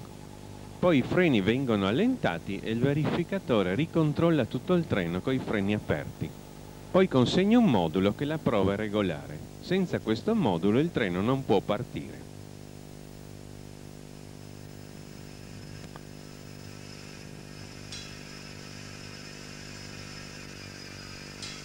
Intanto il macchinista consegna anche il segnale di coda al manovratore che lo porta in fondo al treno. Si presenta al treno il capotreno con i suoi assistenti. Intanto l'assistente porta prima ai macchinisti e poi al capotreno le prescrizioni di movimento e il foglio di corsa. Le prescrizioni si riferiscono a particolarità della marcia del treno lungo il percorso, come ad esempio rallentamenti per lavori in corso. Il foglio di corsa deve contenere le ore del passaggio del treno in tutte le stazioni.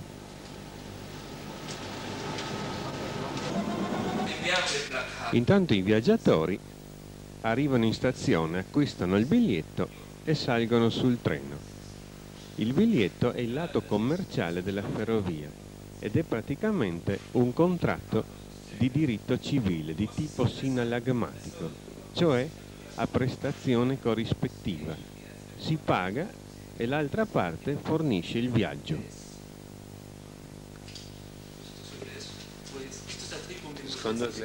Streckengleis, ist das Gleis 1, ne? Das ist die Strecke von Marburg her, wie sie da von Marburg steht Für was weiß ich. Das tut hier auch. Ja, das ist immer angesprochen.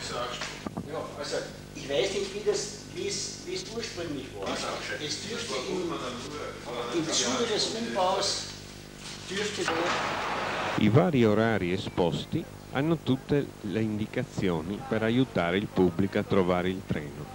E poi vi sono anche i teleindicatori. E così i viaggiatori si dirigono al treno e vi salgono.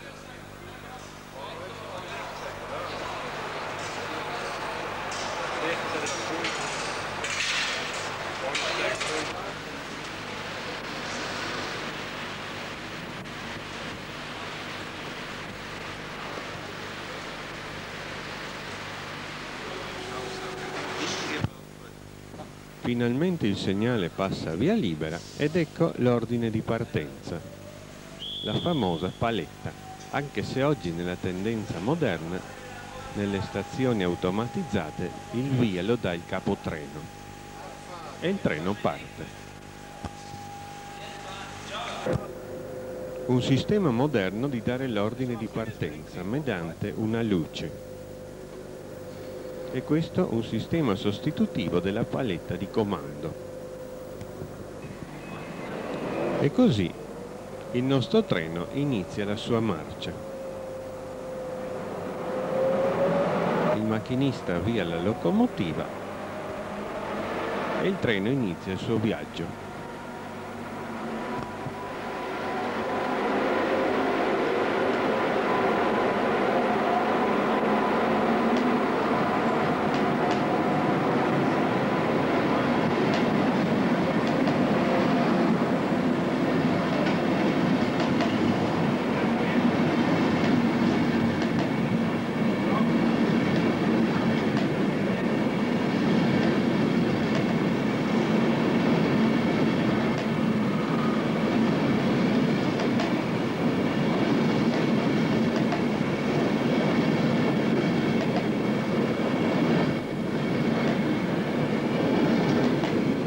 Il macchinista ha il compito di guidare la locomotiva azionando i dispositivi di comando davanti a sé all'orario, sul quale è scritto cosa deve fare in ogni punto della linea e le fermate, a seconda del tipo di treno.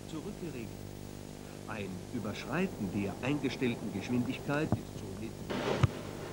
Certo, fare il macchinista oggi è ben diverso da come lo si faceva sulle locomotive a vapore, quando bisognava controllare l'acqua, la pressione, il fuoco e spalare il carbone. Die rund 2 Quadratmeter große Rostfläche der Baureihe 97 mit etwa 1 Tonne Kohle.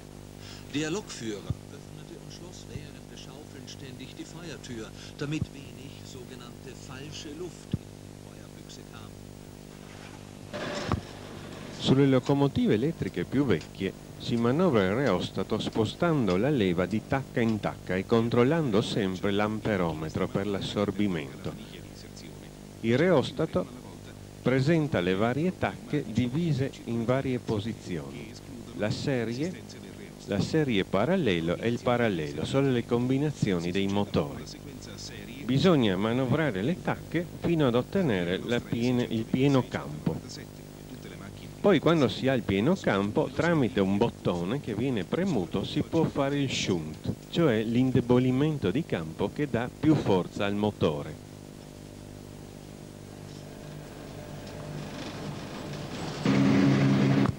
Sulle motrici relativamente moderne, anni 70, le tacche del reostato sono invece divise in posizioni di una leva.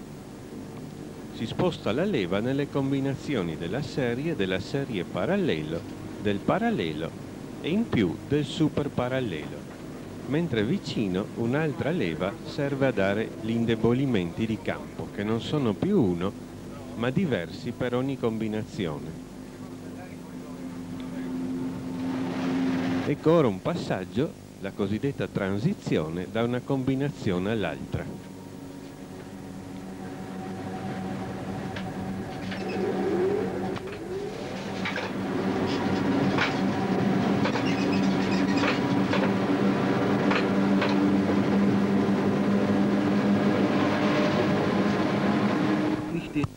Nelle moderne locomotive elettroniche invece non vi sono più combinazioni, la velocità viene impostata mediante una leva. Sul tachimetro si sposta un triangolo che indica la velocità impostata. La macchina poi automaticamente da sola raggiunge la velocità impostata. Unser Lokführer verändert zur besseren Sichtbarkeit ihre Leuchtintensität. Außerdem leuchten die sogenannten Führungsgrößen auf. Es sind dies Zielentfernung, Zielgeschwindigkeit und die V-Säulen. Das System... Ecco un'altra locomotiva ancora più moderna, con lo schermo di controllo della velocità sui carrelli e con l'impostazione della velocità tramite un numero luminoso. Anche qui la macchina automaticamente si porta alla velocità impostata. La corrente viene data mediante delle leve.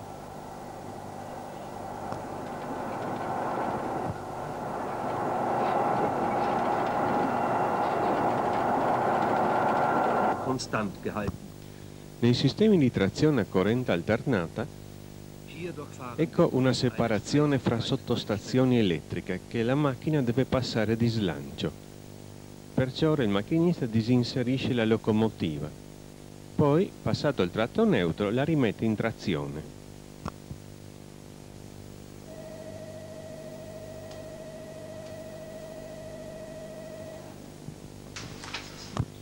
Mentre il treno viaggia, le stazioni preparano la strada con gli itinerari.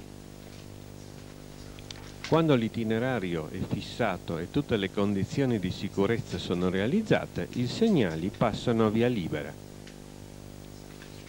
Sono i segnali il collegamento fra il personale a terra e il personale dei treni. Ecco, dopo le tavole di orientamento, il segnale di protezione di una stazione che dà il transito.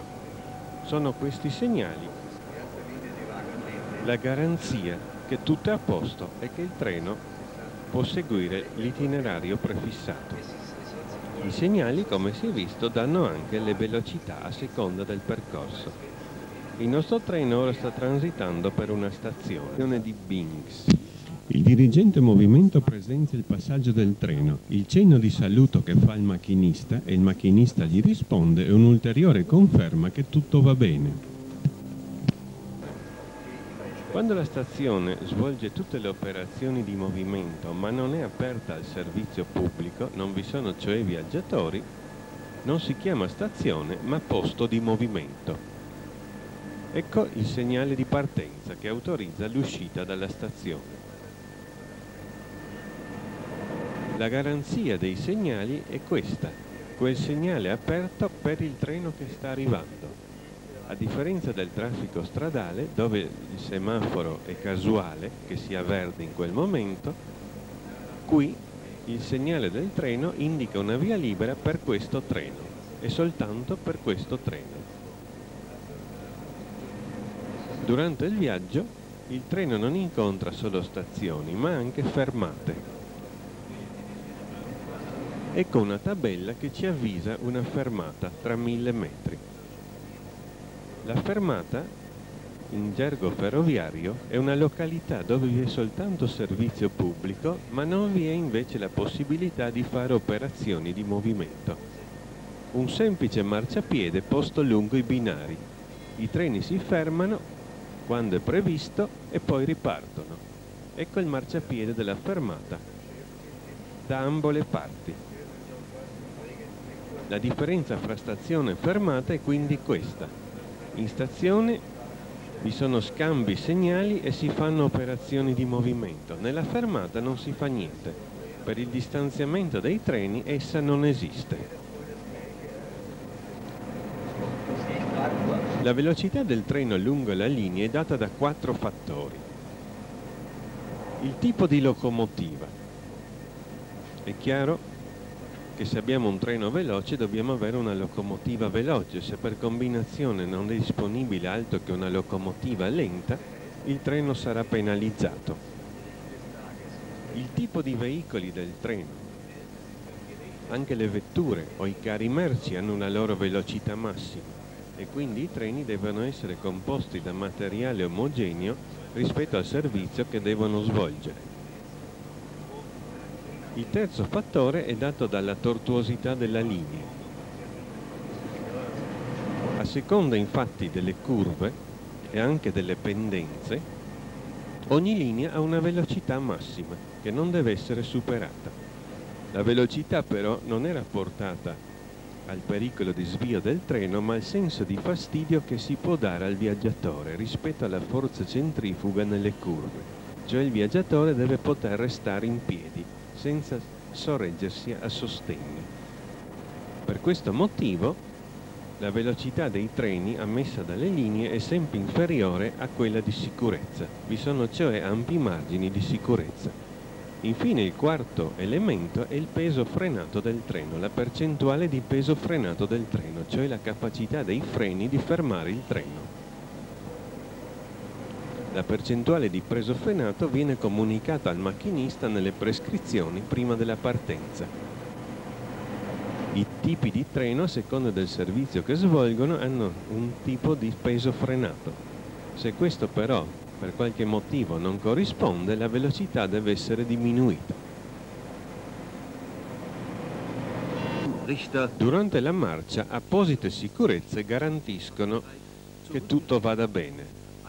Il sistema dell'uomo morto consiste in un pedale che va tenuto premuto e poi rilasciato ogni tanti secondi. Se il macchinista non compie questa operazione ogni tanti secondi, scatta immediatamente la frenatura di emergenza. L'indusi è un altro sistema di sicurezza.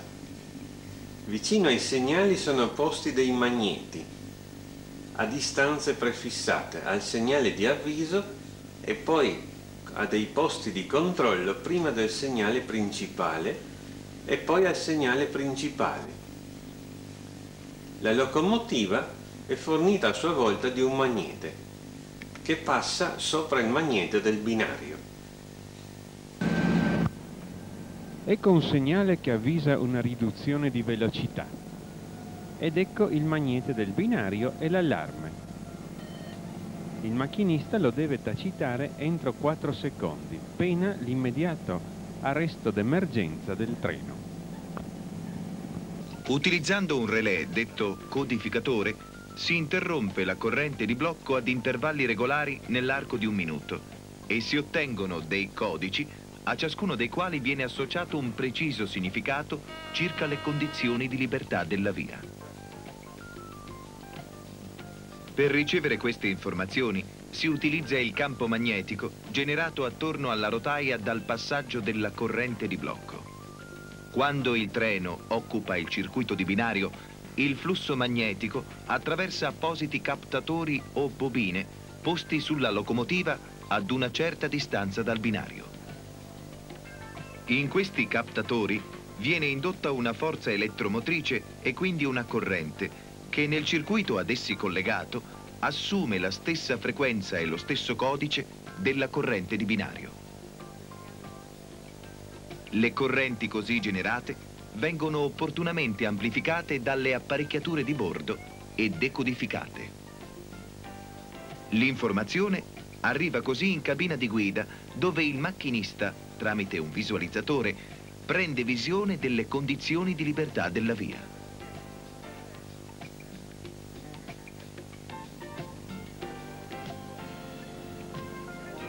L'apparecchiatura di bordo è corredata da un apposito circuito pneumatico che provoca la frenatura automatica del convoglio se il guidatore, dopo il ricevimento in macchina di un'informazione restrittiva, non aziona il pulsante di riconoscimento, dimostrando così di aver preso conoscenza dell'informazione.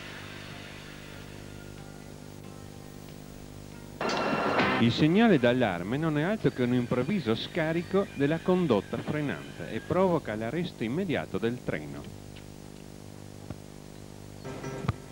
Durante il viaggio il treno può fermarsi per fare delle manovre. I movimenti di manovra sono nelle piccole stazioni comandati dal manovratore tramite la bandiera.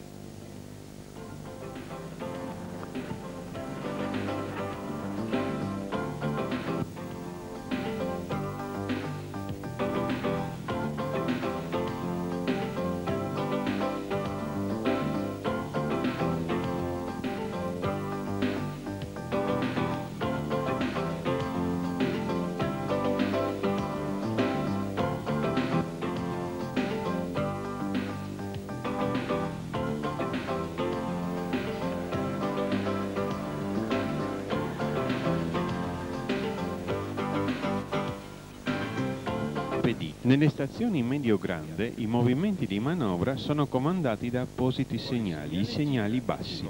Eccone uno di vecchio tipo meccanico che si gira a via libera. Siamo così autorizzati ora a retrocedere.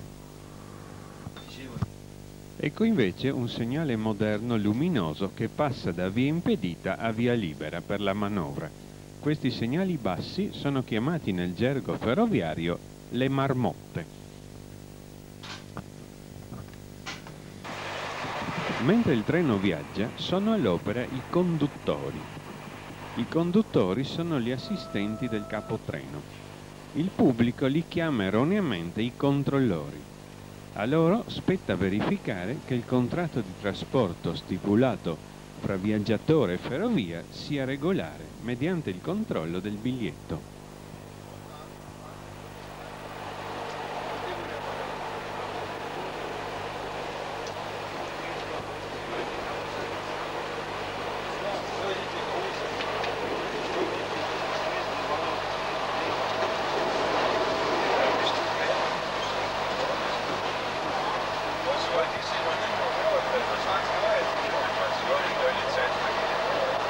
L'indipendenza della linea ferroviaria dalla strada è garantita dai passaggi a livello. Un tempo venivano manovrati a mano, oggi sono quasi tutti automatici. Molti sono collegati con i segnali. La disposizione perciò a via libera dei segnali garantisce anche la chiusura del passaggio a livello. Il treno così può correre sicuro indipendentemente dal traffico stradale.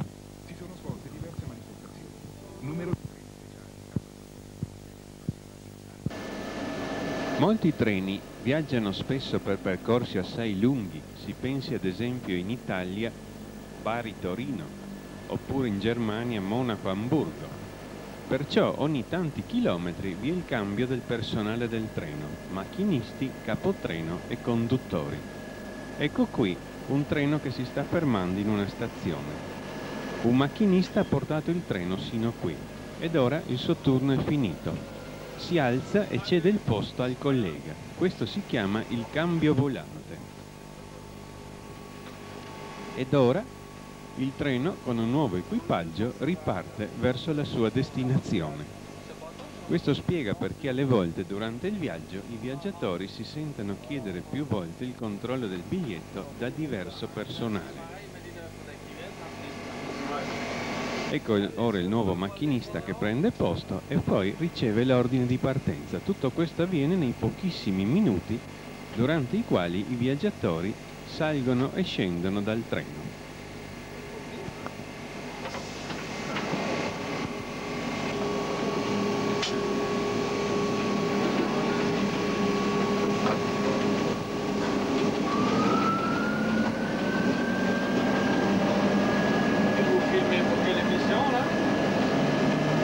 Gli apparati delle stazioni, oppure il blocco, possono guastarsi. In questo caso i segnali rimangono rossi. I treni però devono proseguire la loro marcia.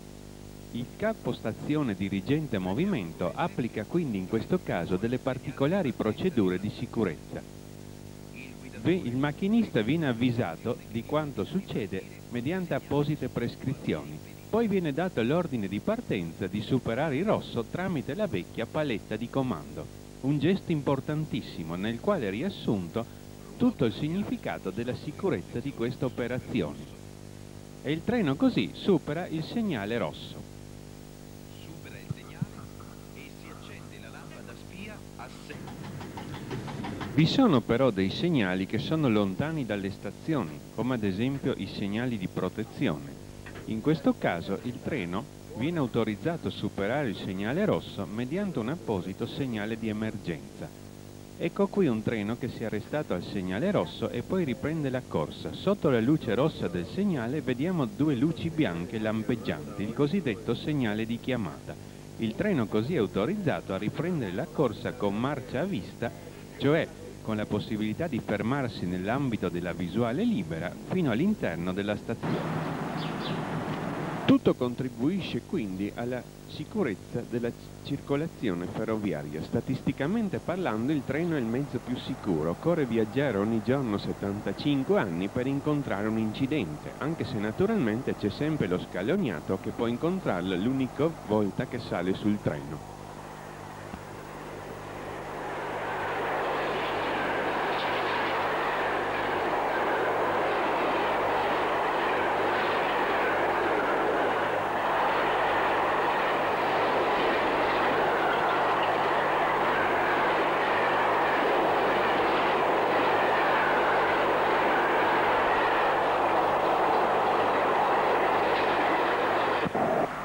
I regolamenti ferroviari sono abbastanza simili fra le varie amministrazioni, come diverse lingue derivate tutte da un'unica lingua. Invece lo stile dei treni differisce fra le varie nazioni. Ecco ad esempio un Intercity tedesco.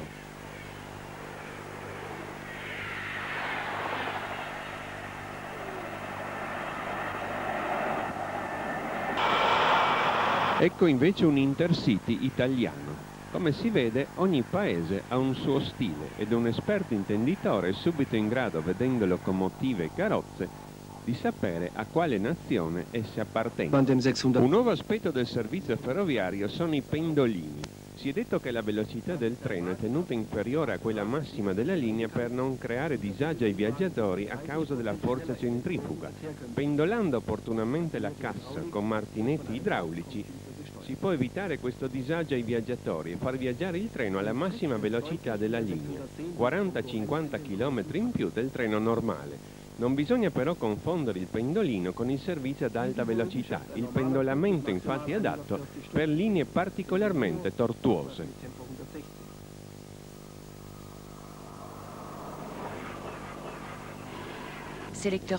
Il servizio ad alta velocità è una cosa tutta particolare, si svolge su linee speciali dalle quali sono esclusi i treni normali. Su queste linee non vi sono le segnalazioni regolamentari tipiche, si ritiene infatti che a questa velocità l'uomo non è più in grado di recepire le luci dei segnali. Tutto è perciò affidato alle correnti codificate di binario. Soltanto ogni tanto una tabella triangolare indica l'inizio delle varie sezioni di blocco. Ecco qui un TGV francese che si sta lanciando verso i 300 km/h. Queste linee hanno raggi di curvatura larghissimi, di 5.000-6.000 metri di raggio, e pertanto qui pendolare non serve. Il servizio ad alta velocità per poter rendere deve prevedere un treno pieno ogni ora e distanze sufficientemente lunghe dell'ordine di 300-400 km in modo da essere competitivo con altri servizi. Perciò in una pianura padana, con le città vicinissime, questo non ha senso. Ecco il nostro TGV che sta arrivando a 300 km/h. Per arrivare da 0 a 300 km/h il treno ha bisogno di circa 15 km, mentre ha bisogno di 7 km per potersi fermare.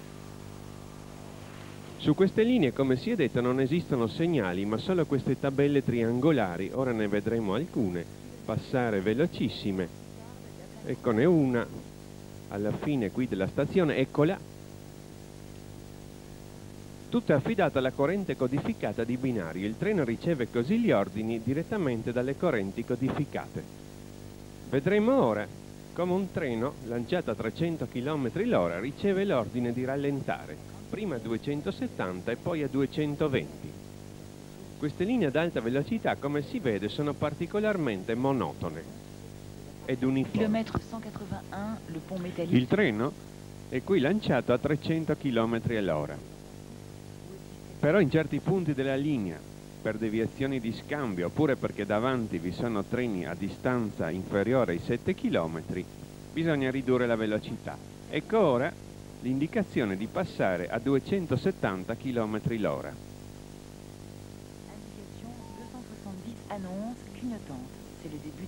Il treno ora comincia a rallentare e poi avremo l'indicazione di passare a 220 km/h. Tutto, come si vede, non è affidato perciò ai segnali ma alla corrente codificata del binario. 120 annonce. Les informations pour le fonctionnement de la signalisation de cabine transitent par les rails. In quasi tutte le amministrazioni ferroviarie vi è ormai il collegamento radio fra il personale a bordo e il personale delle stazioni. Ecco qui un macchinista che ora viene chiamato da una stazione e poi dialoga con il dirigente a movimento. So, servus, du, EC 31 ist da. Habt ihr dir schon gesagt, dass bei dem Einfahrsignal, beim Vorsignal, das 100 aufgeleuchtet hat, aber der Industriemagnet scharf ist?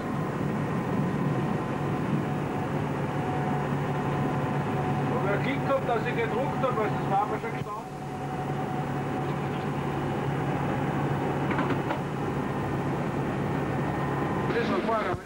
Ed ecco il freno. Il freno Westinghouse collegato con tutti i veicoli del treno. L'altra leva sopra invece è il freno moderabile che frena solo la locomotiva. I treni hanno delle fermate prescritte dall'orario, a seconda del servizio che svolgono.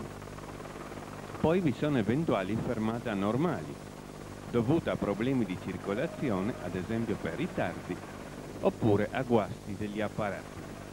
In ogni caso il treno riceve l'ordine di fermata. Azionando il freno bisogna quindi fermare il treno. Bisogna frenare in modo regolare e dolce, in modo da evitare disagio ai viaggiatori. Il treno va così a fermarsi nella stazione, nel luogo dove deve svolgere il proprio servizio. Per un treno viaggiatori questo è il marciapiede. Se poi il treno riparte il viaggio continua, se invece la stazione è l'ultima, finisce qui il viaggio ufficiale del nostro treno. Prima di fermare bisogna un momento sfrenare il treno per evitare un contraccolpo ai viaggiatori. Ed ecco così il nostro treno che ora si arresta nella stazione.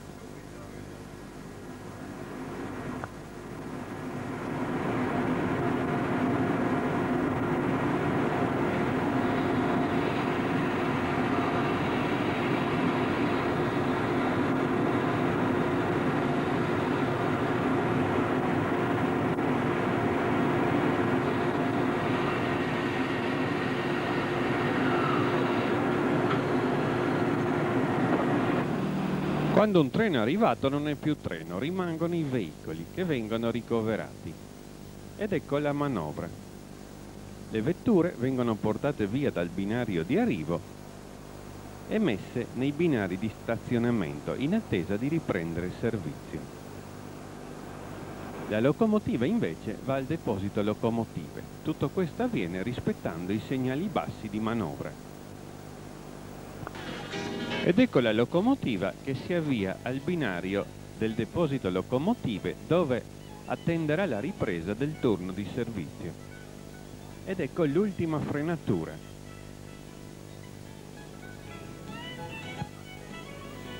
Ed ora il servizio è veramente finito. La locomotiva si arresta e viene abbassato il pantografo. Poi il personale di macchina deve effettuare ancora dei controlli. Questi controlli sono molto importanti. In questo caso bisogna verificare il livello dell'olio nelle boccole, le sabbiere e lo stato esterno della macchina. Questi controlli sono necessari perché poi sui libri di bordo bisogna segnalare tutte le anormalità. Se le anormalità sono gravi, la locomotiva non riparte ma va in officina. Se invece le anormalità non impediscono comunque di riprendere servizio, devono comunque essere indicate per far sì che chi poi verrà a prendere servizio e a guidare nuovamente la macchina sia in grado di conoscere cosa funziona e cosa non funziona. Poi infine il personale deve ritirare la zona tachigrafica. La zona tachigrafica è praticamente la scatola nera della locomotiva, dove su una striscia di carta è segnato tutto quello che è avvenuto durante il viaggio. Terminato il servizio, ecco la zona tachigrafica. Sulla striscia di carta appositi segni indicano cosa è avvenuto durante il viaggio, le variazioni della velocità e le distanze. Poi ecco i libri di bordo dove bisogna segnare eventuali anormalità. E finalmente il servizio è finito. Si può scendere dalla macchina, le chiavi vanno consegnate al deposito e il personale è libero. È passata circa un'ora dall'arrivo del treno. Termina così l'effettivo servizio ferroviario.